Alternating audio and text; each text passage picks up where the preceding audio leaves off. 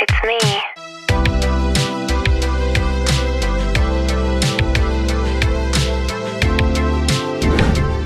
La semaine dernière, je vous ai fait une vidéo pour vous parler de qu'est-ce que j'ai amené à mon accouchement et qu'est-ce que j'ai vraiment utilisé, qu'est-ce que j'aurais eu besoin, qu'est-ce que je recommande. Et là, on se fait la même chose, mais version bébé. Qu'est-ce qu'on doit apporter à l'hôpital pour notre bébé? Qu'est-ce qui est nécessaire, qu'est-ce qui est pas vraiment nécessaire? On fait la même formule. Je vais écouter le Vlogmas où j'avais fait la valise d'accouchement. Ben, la valise pour bébé pour l'hôpital. Bienvenue sur Car. Je suis encore enceinte. Newborn. Les couches newborn, OK? Les moms qui ont déjà accouché, commentez dans les commentaires de la vidéo, mais je suis pas mal certaine que c'est standard dans tous les hôpitaux. Ils vous fournissent les couches, vous en avez pas besoin. Moi, j'en avais apporté une boîte au complet, j'en ai même pas utilisé une, même que j'ai ramené quelques couches à la maison de l'hôpital. Ils vous sortent comme un stack, là. Ils sont tellement belles. En tout cas, moi, mon hôpital, c'est genre des petits Winnie the Pooh, ils étaient minuscules, tellement cute, genre même plus petites que mes couches que moi j'avais. S'il en manque, vous en demandez, ils vous en sortent d'autres. Donc, les couches, c'est pas nécessaire, amenez-en pas. Par contre, ayez-en à la maison. Moi, qu'est-ce que je fais normalement, c'est que j'achète une boîte newborn puis une boîte de 1. Comme ça, j'ai déjà les deux grandeurs à la maison. Si jamais newborn, ça fait pas for whatever reason, mais j'ai ai. Puis mettons, si après la boîte newborn, je vois que bébé est encore newborn, ben je vais juste en racheter une autre, mais je sais que comme la 1, je la gaspillerai pas. Versus si t'achètes trop de newborn puis que finalement ton bébé après 2 semaines il fit plus dedans, mais là tu gaspilles une boîte. Fait que une boîte newborn, une boîte 1, comme ça t'es sûr de tout avoir au besoin. Si t'as besoin de newborn, t'en rachètes. Sac pour bébé. Utilise le sac à couche dans le sac, je l'adore. Le sac à couche, je pense que c'est un must. Vous pouvez déjà mettre vos petites choses dedans puis l'apporter à l'hôpital. Ça, je le recommande. Là. Moi, au lieu d'avoir une valise pour le bébé, ben j'avais tout mis dans le sac à couche. Et je vous dirais que j'ai pacté beaucoup plus léger au deuxième bébé qu'au premier. Au premier, là, je sais pas, je m'attendais à quoi. Là. Je pensais qu'on s'en allait faire une parade de mode ou je sais pas quoi. Au deuxième, j'ai compris que finalement, c'était pas nécessaire.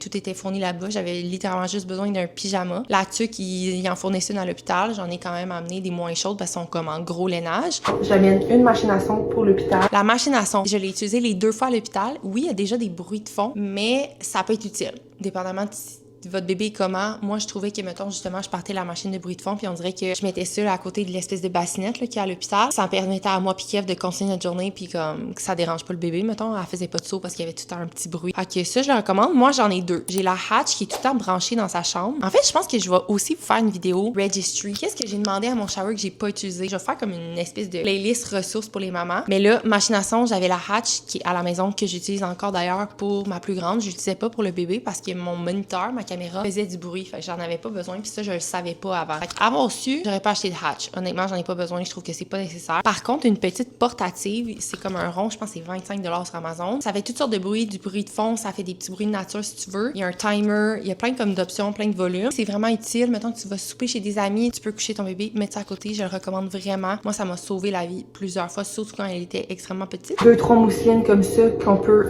emmailloter. Les mousselines, là, je le recommande vraiment parce que au début, là, quand ils naissent, moi, j'amène pas de sleep sack là, à l'hôpital. On dirait que je veux vivre l'expérience d'emmailloter ton bébé. Là. Ça dure pas longtemps, OK? Parce qu'après quelques semaines, là, ton bébé est assez fort pour comme enlever la mousseline, là, se désemmailloter. Fait que si tu veux faire des petits bébés burritos, là, amène-toi 2-3 mousselines. Ce que j'ai remarqué, c'est qu'il y a des tissus qui marchent mieux que d'autres. Genre les belles petites mousselines vraiment... je sais pas si j'en ai une ici. Les petites mousselines vraiment minces, genre texturées gaufrées, ça marche pas bien. On dirait qu'ils sont comme... Je sais pas, le tissu marche pas. Il y a trop de boss dedans, on dirait que ça fonctionne juste pas. Les mousselines qui sont un peu plus le tissu comme straight, là, droit. Même s'ils sont minces, on dirait que ça emmaillote mieux. Je sais pas pourquoi, mais moi, c'est ça que j'ai trouvé.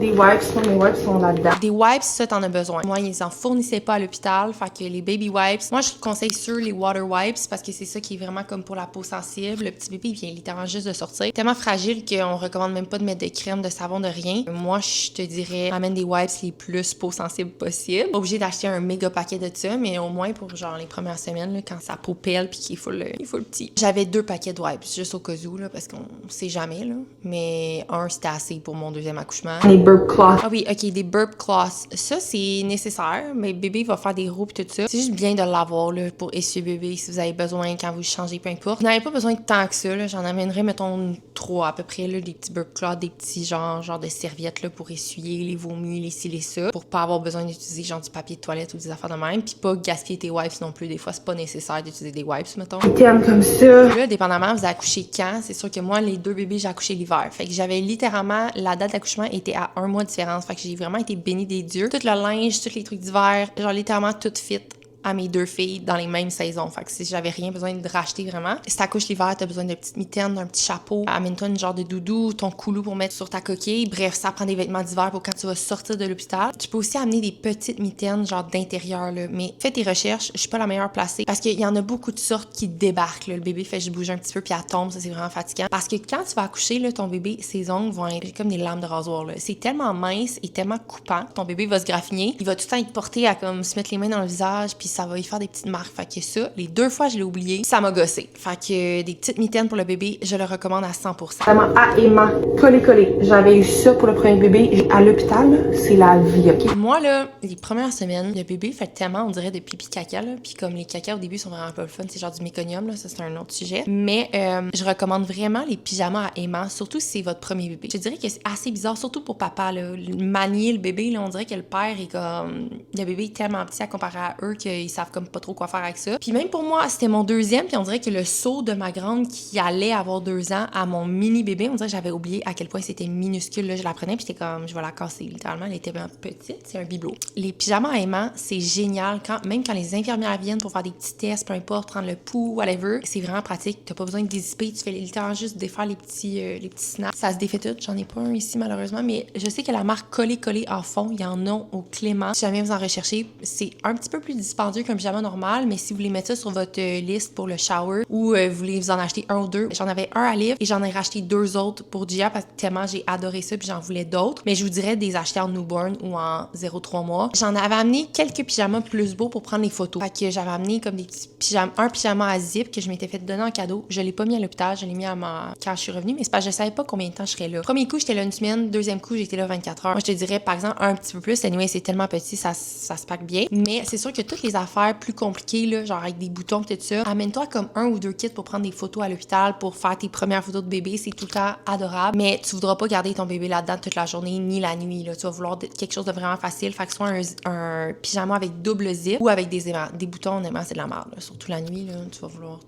Ouais, c'est ça. Des bas, des paires de bas. Des petits bas, au cas où qu'ils aillent froid, tu peux même en mettre par-dessus. Moi, j'ai découvert ça à Gia, mais des petits bas fuzzy, là. J'ai trouvé ça au Winners. Puis c'est la vie. C'est tellement stretch que comme même Liv pourrait les mettre sur ses pieds puis elle a 2 ans, là. Mais ce qui est génial, c'est que ça tient hyper bien sur leurs pieds puis ça va par-dessus les pyjamas à pattes. Fait que mettons que t'as l'impression qu'il fait froid, genre soit à la maison, à l'hôpital, peu importe. Au lieu de mettre des petites bottes, tu peux juste mettre des petits fuzzy socks par-dessus. Fait que ça, je le recommande, ou même quand tu sors dehors, en dessous des petites bottes, c'est pratique. OK, si on parle côté allaitement puis tout ça, toutes les goodies pour maman, là, les beurres, puis toutes les affaires pour comme les seins, les pompes, tout ça, j'en ai parlé dans mon autre vidéo, fait que je vais vous la linker ici si vous l'avez pas vu, c'était ma vidéo de la semaine dernière. Mais côté allaitement, c'est sûr que là, vous n'avez pas besoin de grand-chose pour vous-même, pour le bébé. Par contre, si vous donnez un biberon ou si vous n'êtes pas sûr si l'allaitement va fonctionner, je suis pas mal sûre qu'à l'hôpital, ils ont de la formule. Les mamans qui ont accouché, s'il vous plaît, me confirmez ça dans les commentaires. J'ai aucune idée, honnêtement. Ça, j'ai vraiment été à l'hôpital de façon blind. J'étais tellement convaincue que j'allais allaiter que j'ai même pas regardé ça. Et je suis pas mal sûre qu'il y a des mères qui amènent des genres de biberons déjà faits, là, qui est comme une tétine, puis que tu peux mettre ça dans le frigo. Mais je pense que l'hôpital a de la formule. Fait que dépendamment de quelle formule vous voulez utiliser, tout ça. L'autre affaire que j'ai pas mentionnée, le colostrum, OK?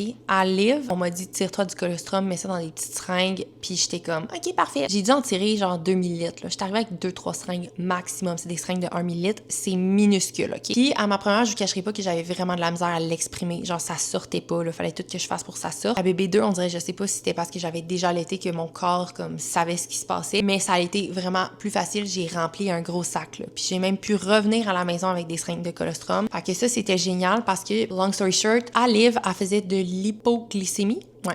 Je pense. Hyper ou hypo? Hypo, je pense. Elle a eu beaucoup de problèmes. Ils ont dû la piquer plusieurs fois et donner du sucre. En tout cas, ça a vraiment été compliqué. La chose qui disait qui aidait le plus pour ça, mettons, quand elle était sur le bord de la limite, là, puis qu'il voulait il me disait, mettons, si tu veux pas qu'elle soit pluguée, genre, dépêche-toi à lui donner du colostrum. Il me sortait des petites seringues et là, quand j'en ai manqué, il fallait littéralement que je me squeeze ça puis que je le sorte à l'hôpital direct dans une cuillère puis que je lui donne. C'est pour ça qu'on était à l'hôpital autant longtemps. Puis c'était pas le fun, honnêtement, de faire ça, genre, dans le corridor, là, comme j'ai vraiment pas tant trippé. Ça a plein de bienfaits, de vitamines. C'est super powerful. powerful. Même si, mettons, t'as un autre enfant qui est malade, tu peux lui donner ça en genre de shot immunitaire. Moi, j'en donne à livre là, quand elle a des petits rhumes, mais je donne pas du colostrum, là, mais je donne du lait maternel. Votre CLSC ou whatever va vous donner un pamphlet, va vous expliquer comment faire, mais en gros, tu fais juste comme un espèce de massage pour sortir le colostrum. Ça, faut pas que tu le fasses trop tôt, là. Ton médecin va te dire quand t'es prêt à le faire pour pas que ça stimule les contractions puis le travail trop tôt. Tu mets ça dans une genre de cup, puis après ça, tu ramasses ça. Dans mon vlogmas, si jamais vous l'avez vu, il y a des matins que je montrais là, les seringues quand j'ai pacté. C'est vraiment pratique. Tu gardes ça au congélateur, t'écris la date dessus. Tu peux commander les seringues sur Amazon. Sinon, normalement, à l'hôpital, ils vont t'en donner quand tu vas faire ta préadmission. Juste à vous informer dans votre hôpital à vous, CLSC, peu importe comment ça fonctionne. Si jamais il y a des mamans qui ont des questions, gênez-vous pas à m'écrire sur Instagram. Là, des fois, c'est plus facile. Envoyez-moi un voice note ou peu importe. Je vous donnerai mes conseils ou mon expérience personnelle ou si jamais vous avez des questions vraiment spécifiques, ça va me faire plaisir d'y répondre là. Sinon, j'essaie de penser, y a-t-il autre chose? Moi, j'aurais dû faire cette vidéo-là le lendemain au pire, là, parce que là, ça fait longtemps. Ben là, la coquille d'auto, ils vous laisseront pas partir si vous en avez pas une. Donc là, obviously, ayez-en une. Il y a une date d'expiration sur les coquilles. Donc les moms, checkez ça. Si ça fait un petit bout, vous avez vos enfants, vous sortez la coquille, regardez derrière et être sûr qu'elle est encore bonne. À l'hôpital, ils vont vous fournir carnet de vaccination, toute la documentation pour faire l'enregistrement du bébé, avoir son numéro d'assurance sociale, tous ces trucs-là. Ils vont tous vous expliquer ça en long et en large. Et maintenant, la demande se fait en ligne. Fait que c'est encore plus facile qu'avant. La crème pour les fesses, ça, apportez-en. Fait que si vous avez une petite crème là, pour les faufounes, c'est vraiment important de l'avoir. Sur ce, ça fait pas mal le tour de tous les petits trucs que j'ai eu besoin pour bébé, pour l'accouchement. J'espère que ça vous a aidé si jamais vous aviez des questionnements, vous étiez pas sûr. S'il y a d'autres questions ou d'autres listes ou genre trucs de maman, bébé que vous êtes curieuse de savoir, laissez-le moi savoir dans les commentaires. Je vais pouvoir ajouter ça dans ma liste de vidéos à filmer. Puis sinon, comme je vous ai dit, les autres mamans, s'il y a des trucs qui manquaient, gênez-vous pas à aller l'écrire dans les commentaires. Je vais aller vous lire parce que même si j'aurais pas d'autres bébés, je suis toujours curieuse de voir qu'est-ce que les mamans aiment apporter pour leur petit bébé et pour eux-mêmes. Donc sur ce, n'oubliez pas de vous abonner à ma chaîne, ça me ferait hyper plaisir. Puis on se revoit dans la prochaine vidéo. Ciao! La semaine prochaine sur ma chaîne. Ça, c'est le avant. Il y a une petite cabane, puis là, les boys ils venaient tout le temps se cacher ici. Il faut la démonter puis l'amener en bas. Il est 10h17, ça fait 2 heures que je fais ça.